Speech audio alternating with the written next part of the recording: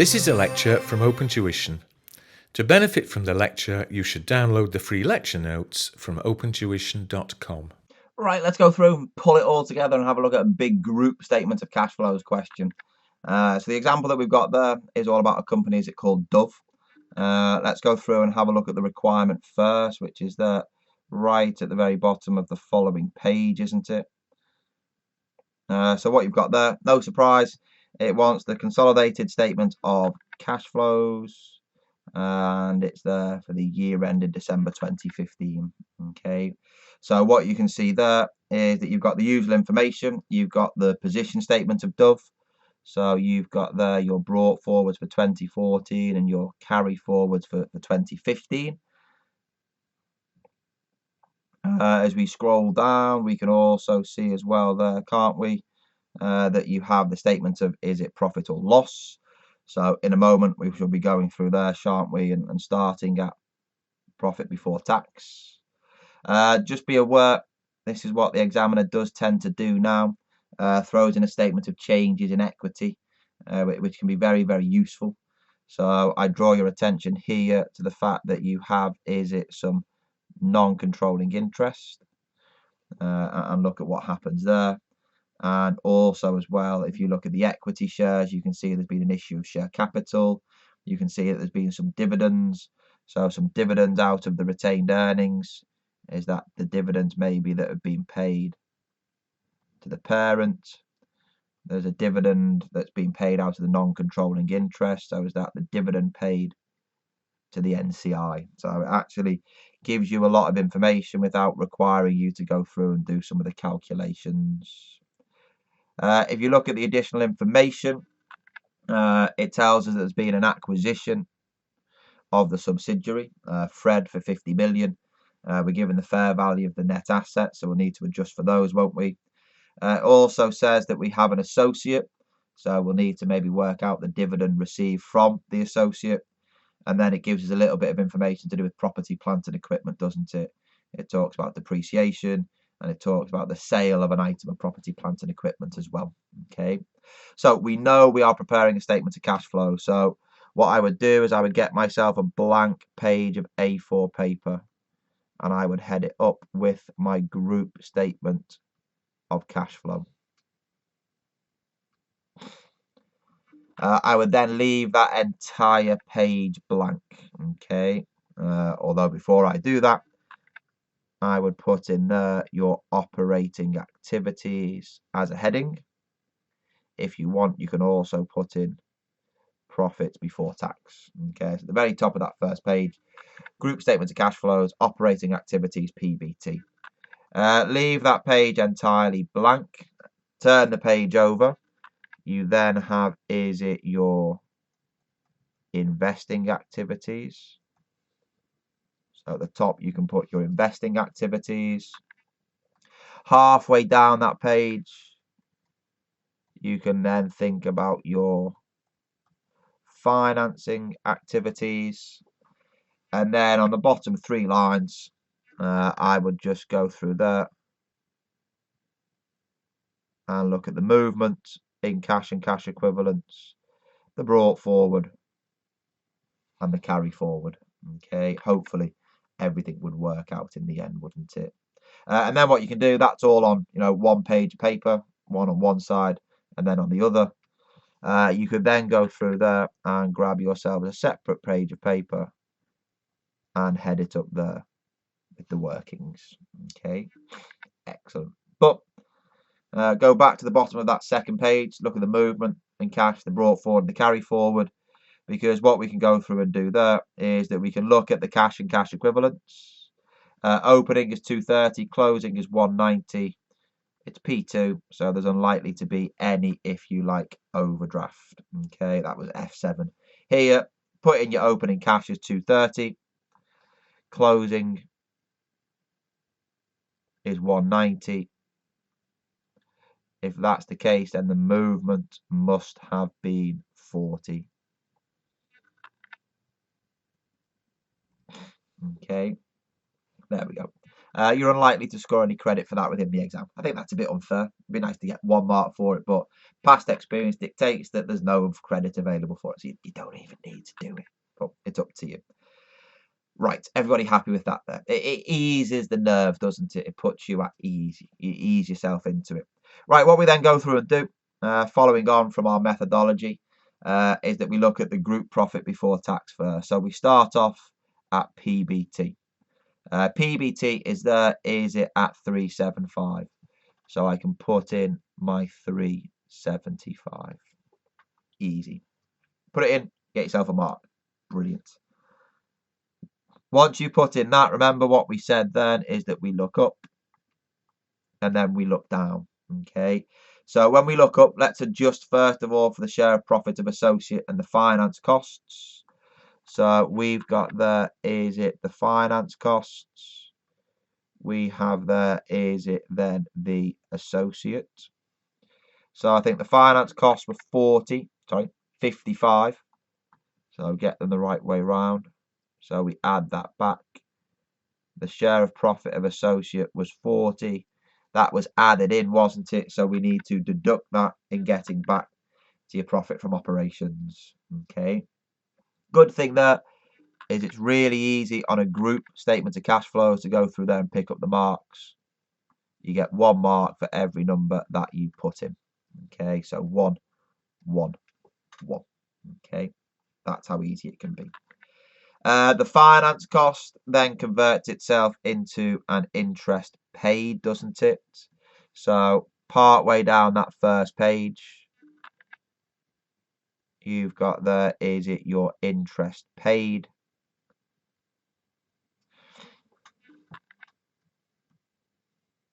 And your interest paid, is it equal just to the 55?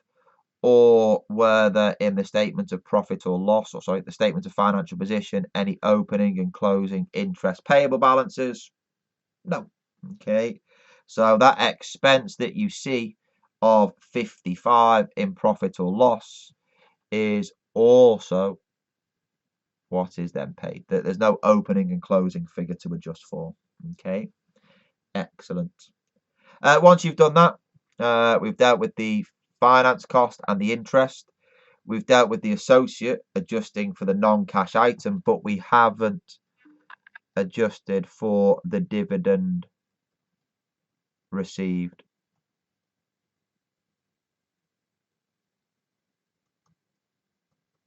So the dividend received from the associate, we could work it out with regards to a T account, but in this question, it's made a little bit simpler, because what we've got there is it says that we own 20% of an associate and they paid a dividend, is it there, of 150 million. So we will have received our share, 20% of that 150 million. So that is there as 30 million.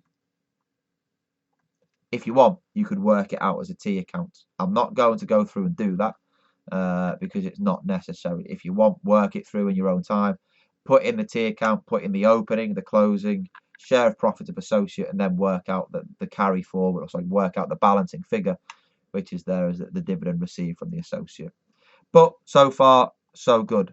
Our technique in terms of our exam approach is holding up pretty well.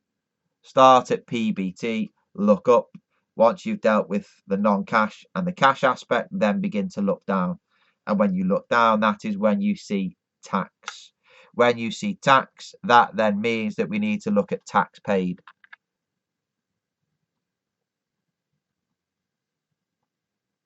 So within your operating activities, so towards the bottom of that first page, you've put in your interest paid, you've then got there, is it your tax paid? Okay, that requires a working, it requires a T account working. So what I would do there, draw it up and call it tax. Okay, so again, we're going to have our opening tax liabilities on the credit side, our closing there on the debits. Okay. So if I go through there and look at my opening tax figures, My opening tax figure on my deferred tax is 190, and on my current tax is 110. So 190 and 110. The closing is there as 150 and 220. So 220 and 150. Just be careful. We then need to take the statement of profit or loss tax figure, which is there, is it as 95. Before you then balance it off, just have a quick check. I don't think it makes any difference here, but just see if there was a tax payable balance acquired on acquisition. And there isn't. There's PPE, inventory, receivables, cash, and payable. So just a trade payable. So there is no reason there to go through and adjust for any balance acquired on acquisition of that subsidiary. So 395 right, 395 left. The balancing figure that you have is there as 25. There we go. Okay, so you've credited the bank and debited your tax payable with 25. Again, that then needs to go through, doesn't it, and appear as our cash outflow, which is there as 25, and that will then help us to work out our net cash from our operating activities afterwards. But that's way off in the distance, isn't it? Let's not worry about that there. If you're worrying and thinking about marks, you're always looking at least 2 marks minimum for your tax paid. Remember, technique, so still looking at profit or loss, is that we've looked up, we've looked down. When we keep looking down, you get to the 280. Now, you think, well, that's it, I don't need to look any further. You do, because that 280 feeds in down here, doesn't it? Okay, into your group statement of changes in equity. And why I think that's then really useful, because that then helps you work out the dividend paid to the parent. You don't need to work it out. It's given to you. And also the dividend paid to the non-controlling interest. Again, you don't need to work anything out. It's given to you. So from your profit for the year, that makes you think about your dividends paid. So you've got there within your financing activities, you've got there, is it your dividend paid to the parent, the dividend paid to the non-controlling interest. I can't remember what they were. I think they were 65 and 20. Double check. Yeah, 65 and 20. Perfect. So dividend paid to the parent, 65. Dividend paid to the NCI, 20. Okay. Again, they are dividends paid. So they are outflows. Again, if you're curious, we're just putting the number in. There's no calculation, so it's 1 mark for each. If there was to be a calculation involved, you might have to get then 2 marks. It depends on what you prefer. Okay, do you want to do calculations and get more marks, or just be given a number and just get 1 mark? I prefer to be given the number and just put it in for 1 mark. Okay, excellent. So far, so good. Everybody happy with where we are so far? If you're not, stop the video, go back and just rework it. Because what we're going to go through and do now is we move on to the statement of financial position. The first area that I go through and look at there are my working capital balances. So you've got there, is it the inventory, the receivables, and is it there right at the bottom, the payables. So what you've got there is you're going to draw up a separate working, aren't we? Whereby we have your inventory, receivable, and payable columns. We put in the brought forward. We look at adding on the balances at acquisition to give me what is expected. We then compare that to the carry forward. So the actual,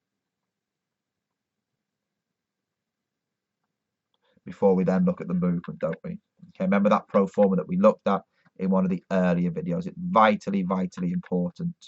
So inventory, opening 580, closing 530.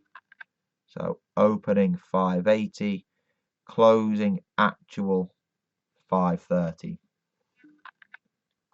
Receivables, opening 390, closing actual 456. Payables, opening 430, closing 300. And in F7, you'd have just looked at the normal movement there, wouldn't we? However, P2, we need to deal with the acquisition of a subsidiary. So what we have there, in the notes, we know there's a sub that's being acquired. You've got 3 balances to adjust for: inventory, receivables, payables at 20, 15 and 9. So 20, 15 and 9. And then we can work out the balances that we would have expected before we then compare it to the actual.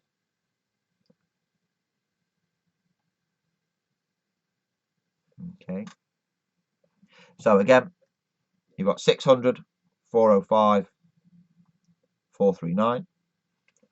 And you can see there that in terms of the inventory, the movement that you have there is a reduction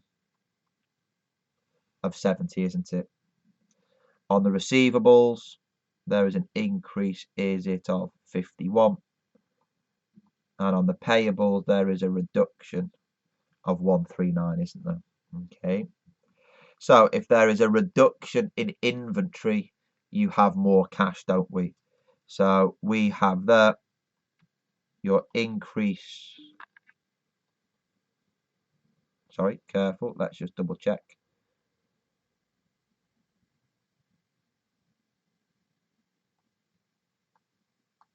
I've lost my working. Where did it go?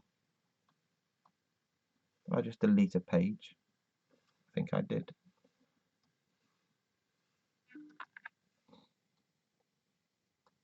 I've lost my working. That's very strange, isn't it? There it is. Found it. Okay. A reduction in inventory. That was it, 70. Okay. So I have a reduction in inventory of 70. Good job I did double check, wasn't it? There we go. A reduction in inventory of 70 means that you have more cash, isn't there? Okay. Then what you also have as well was it an increase in your receivables. If you have an increase in your receivables, you have less cash. So that increase in receivables is there, is it, as 56. So that's less cash. And then was it there on your payables? A reduction of 139.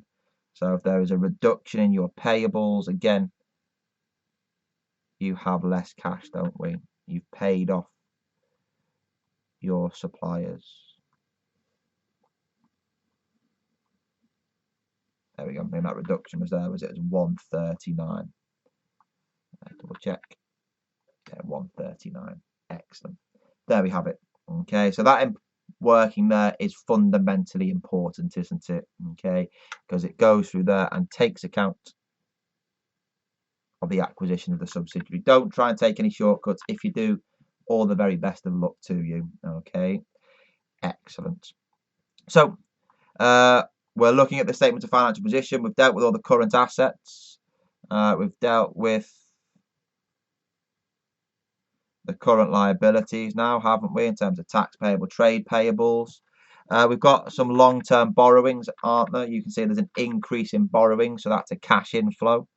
So if you go to your financing activities, you've got there, is it your borrowings? And the movement there was 100, wasn't it? So now 300. It was 200 if memory serves me right. So that's an inflow of 100, isn't it? So once you've dealt with the current assets, I then start to look at the debt and the equity sections. So I've looked at the borrowings. I then need to look at the share capital. You can see share capital has increased by, is it 200, which ties in quite neatly, doesn't it, to the issue of shares there within the statement of changes in equity. Is it there of 200? Just be careful here. That share issue is entirely for cash. There's nothing to do with, if you like, a share issue as part of the acquisition of the subsidiary. If there were, there might be some complex adjustments that may be required, but we'll leave that for exam standard questions here. We're focusing on the style and the fundamentals of group cash flows. So you've got there, is it an issue of shares?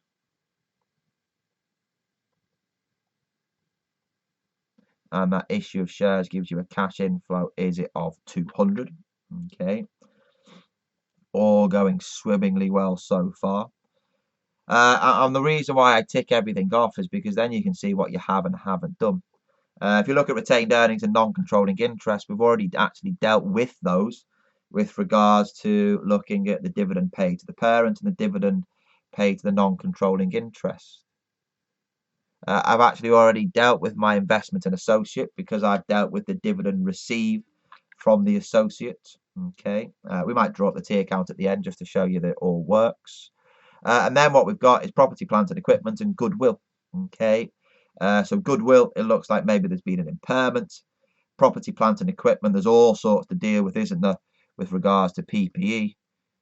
Because when you're looking at PPE and your investing activities, you've got there, is it the purchase of PPE? You have, is it the disposal of PPE? But that was difficult at F3, it was difficult at F7. It's just as difficult at P2. It's one of those weird things within the financial reporting, financial accounting, corporate reporting silo within the ACCA syllabus, is that PPE is just difficult, okay, even though you do so much of it. So we'll leave that because there's actually easier marks to get. I'll come back and do it shortly in a moment. But what you fail to realise there is that on acquisition of the subsidiary, there's a very, very, very easy mark. Because what we've done there is we've paid 50 million to acquire the sub. But don't forget there that you want to net off that balance, don't we, with the cash that came in on acquisition of the sub. So 50 less 3, I think, gives you 47. Oh, careful. So you've got there, is it, I shall move it down a bit. You have there the purchase of the subsidiary. 50 less 3 gives you an outflow of 47. Again, that's a pretty straightforward mark to go through and get. Okay, excellent. Once I've done that, I'd leave the goodwill. You can do that next if you want. Let's play around with the PPE and get the easier marks from property, plant and equipment. There's some easy marks within the additional information. So what you've got there is that there is a non-cash item there. Is it of depreciation of 130? So if you go into your operating activities, so that big first page that you have, you've got then, is it your depreciation is an expense of 130, which is non-cash. So you add that back. Whilst we're there, I think there's also the sale of PPE with a carrying value of 43. It was sold for 50. So you have, is it your profit on disposal? So it was sold for 50. It had a carrying value of 43. So that's a profit of 7. That's increased profits, but it is non-cash, isn't it? It's just an adjusting journal entry that we process as part of PPE. It's an accounting entry.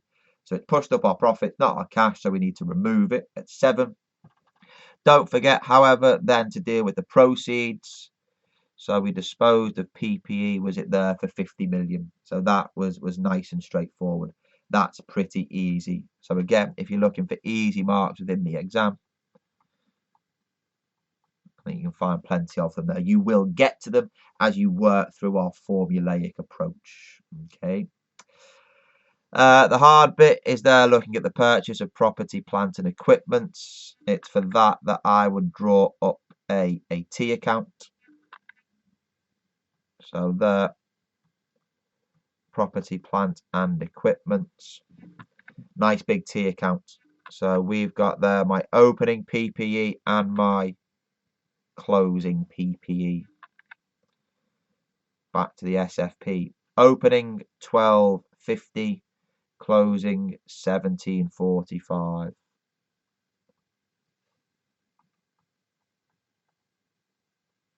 There we go.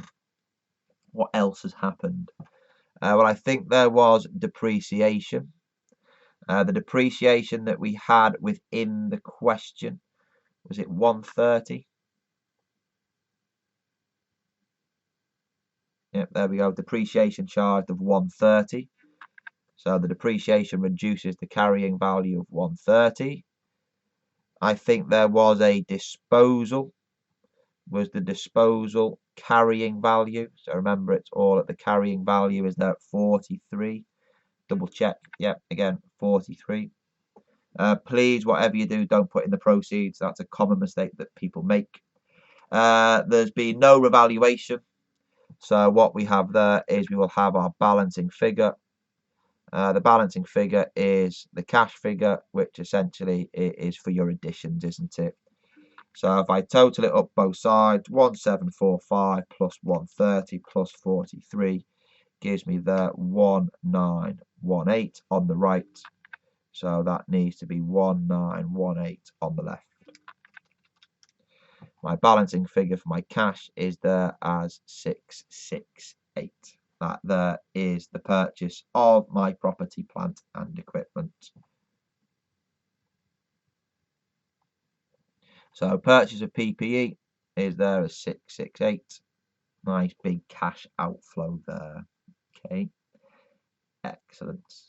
I think the only little bit that I am missing, you need to tick off everything within the statement of financial position, is looking there, isn't it, at the goodwill. Be careful. Something has just come to me. Yeah, you're probably shouting at me. Apologies. We missed out the PPE, didn't we? Yeah, the acquisition of the subsidiary.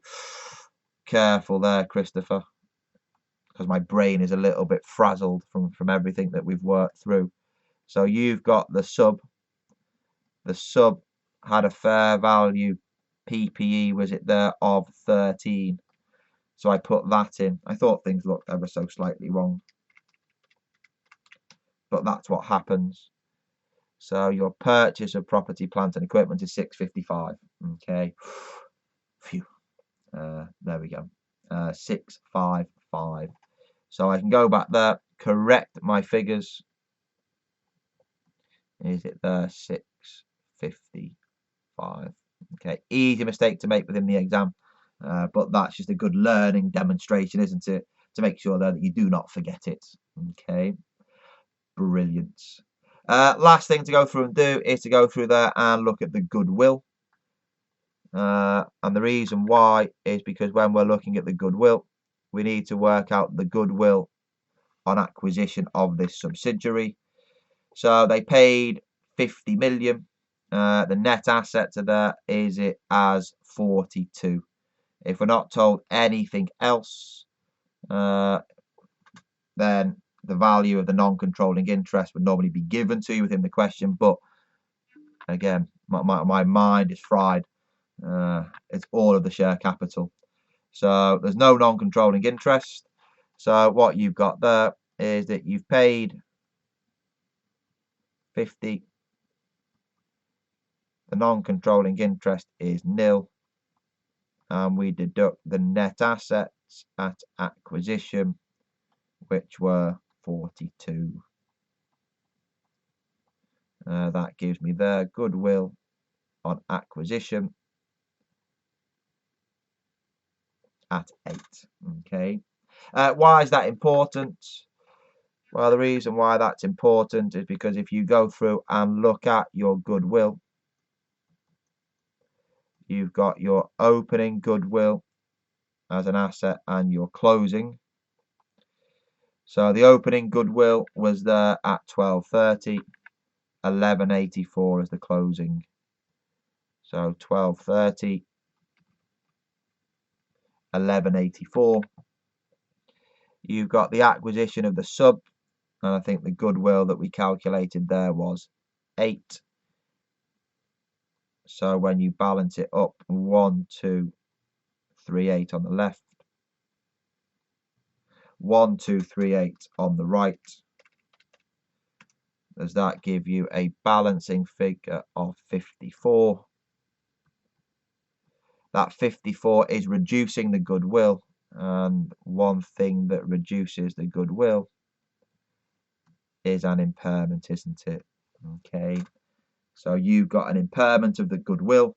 Impairments are non-cash items, so what I can go through and do there is right back to my operating activities. I can put my impairment in and reference it to a working, and I can add it back there. Is it at 54? Okay. Have I dealt with everything? Well, yes, I have. Okay, because I've gone through there, haven't I, and ticked off all the figures on the statement of financial position. Okay, if you're brave enough and crazy enough within the exam, then by all means feel free to total up everything within the statement of cash flows and see if it goes through there and comes down to that movement as an outflow. Is it there of 40? If it does, amazing. If not, don't cry about it. It's not worth it. Okay. Just to go through and just to confirm that we have done everything. Let's just check on this associate that it does balance up. So brought forward, carry forward associate. You didn't need to do this because we had the dividend received from the associate we were able to calculate. So opening 190, closing 200. Closing 200. We then go through there and put in the share of profit of the associate. And the share of profit of the associate was there, was it as 40? The actual dividend that we received, we went through and recorded it, didn't we? Was it the 20% of, it was that long ago, I can't remember, was it 20% of 150? Yeah, 20% of 150, which is there, is that as 30. So it's 230 right and 230 left. So if you draw up the T account, you'll find that it balances. There are no other cash flows. There could be some other funky cash flows that may arise to do with the associate. Maybe you've purchased an associate during the year. Maybe you've disposed of an associate during the year. But the key one that you're likely to have to calculate within the exam is that dividend received. We could have calculated it using the T account, but here we were told a dividend. We were told our percentage ownership of the associate. So there was a much quicker way of working it out, wasn't there? Okay. There we go. Excellent. That's it. That's the end of your statement of cash flows. I think that's now also the end of the world of groups, isn't it? So what I'd do is I'd take a bit of a break from your studies. I'd literally leave things alone for a good few hours, maybe a day or so. Give yourself the chance for the old grey matter to piece itself back together. You'll have done quite a lot by now. Then once you've done that, maybe revise groups a little bit, practice some questions, and then come back into the world of the accounting standards. The good thing is that when we look at the accounting standards is that we start with the easier ones first. So we begin to look at property, plant and equipment, intangibles, impairments, so things that you've seen previously from F7. So we do ease you back into it. But for now, that's everything to do with groups. So very best of luck with anything that you have with regards to the exam. If you've got any questions, then don't hesitate to ask us on the Ask the Tutor forum. Other than that, I'll see you within the next chapters when we all start to look at the accounting standards.